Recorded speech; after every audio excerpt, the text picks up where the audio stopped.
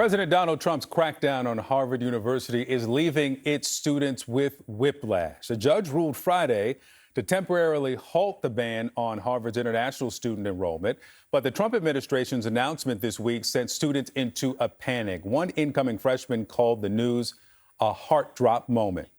Even with the pause on the ban, students face this uncertain future. Do they transfer? Do they stay and risk losing their legal status? Will anyone move they make outside their home country put them in danger of detainment? Abdullah Shahid Sial is Harvard's undergraduate student body co-president. He's also an international student himself from Pakistan. Abdullah is dealing with all this while he's in Japan for a conference, and he joins us now. Good morning to you.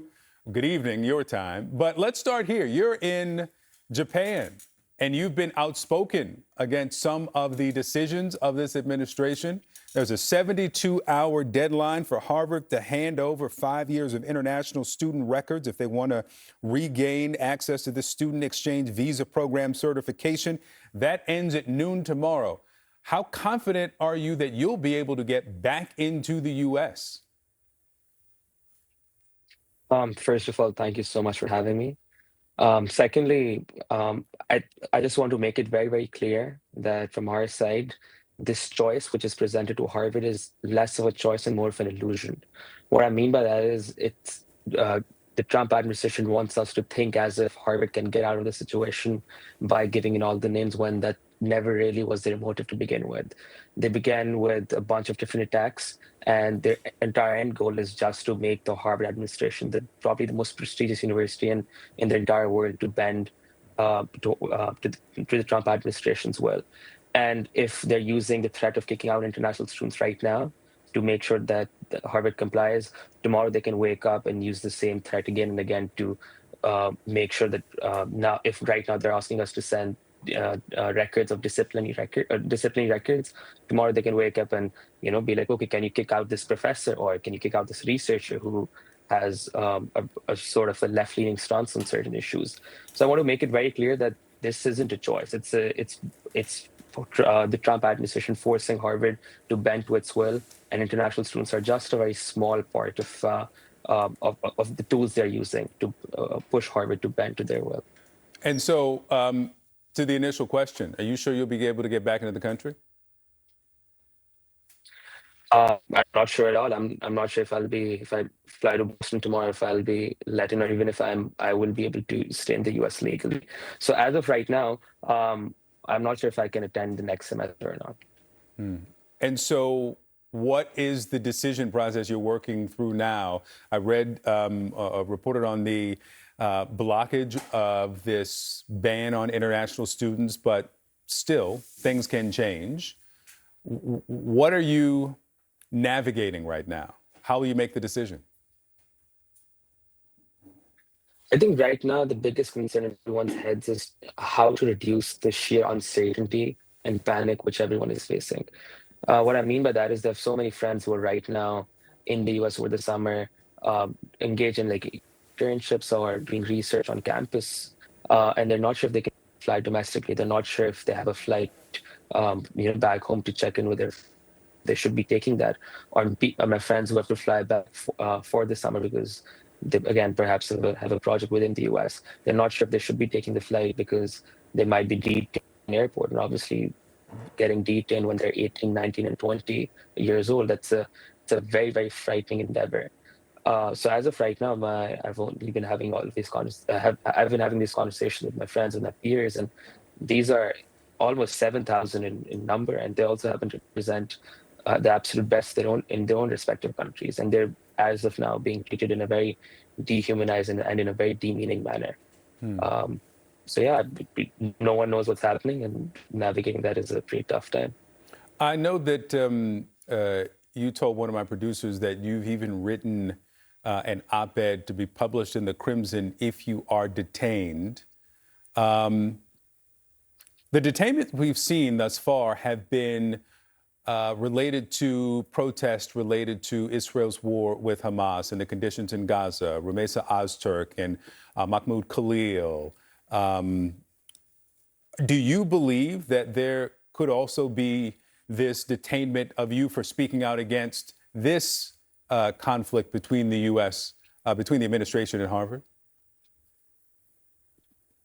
That's precisely why I've written this op-ed, and the entire thesis of it is, if you search up my name right now, you wouldn't find my name attached next to any.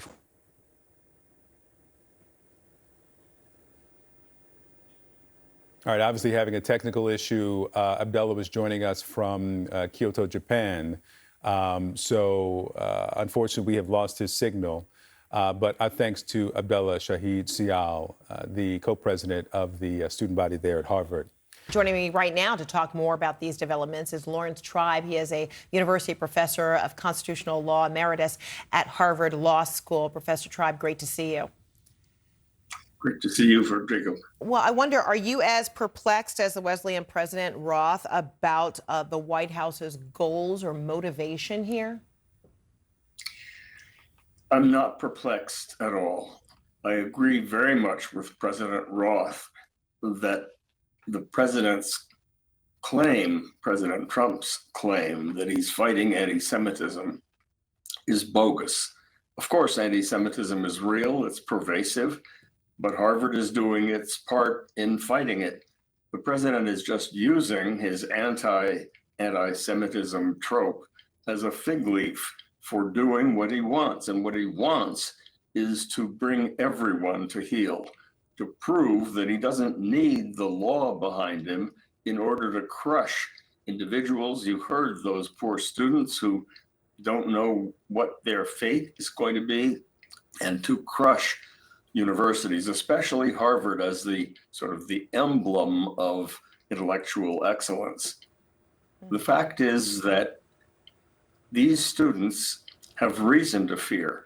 I have absolutely no doubt that Harvard will win a permanent injunction against this lawless action. I've looked at the law, there's no basis for it. But the fact that people keep winning in court against the Trump administration doesn't prevent it from inducing fear throughout the country.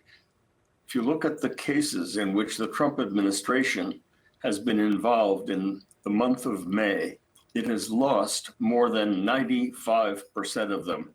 But that doesn't stop them. It's a catch me if you can approach. That is, even though these students are going to win and Harvard is going to win, in the meantime, they have no basis other than the prediction of legal experts like me and the opinions of courts about what the law is. But they know that we now have a president who doesn't, frankly, care at all about the law. He's made it clear. He simply wants people to bend the knee. And those who do, those who kowtow and kiss the ring, live to regret it, because you can't make a deal with a monstrous tyrant. He won't keep his side of the bargain. So what we are confronting, I'm afraid, is a long reign of terror.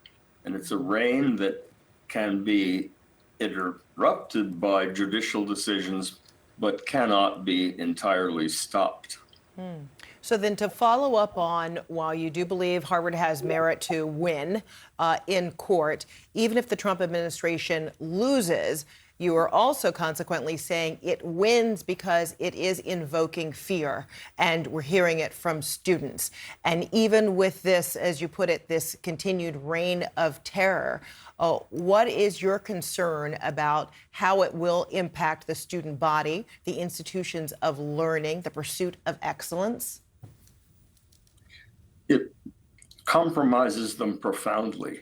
At Harvard, we have a quarter of the students who are from abroad. They are at the very core of the intellectual enterprise. They enliven everything for everybody. They are among the people who make the key discoveries that help cure disease and that help improve our productivity. With them gone, Harvard has a much more difficult time achieving its purposes. And those are the purposes of the nation. Once he's done it to Harvard, he can do it to anybody. And if he brings everyone down, he's essentially ruining the country. There is no rational reason for any of these policies other than to prove to the world that he is boss of everyone. That's a dangerous place to be. It's not a place that our legal system tolerates, but it's not a place that the law can easily catch up with. Harvard University professor Lawrence Tribe, pleasure talking to you. Thank you so much for being with us today.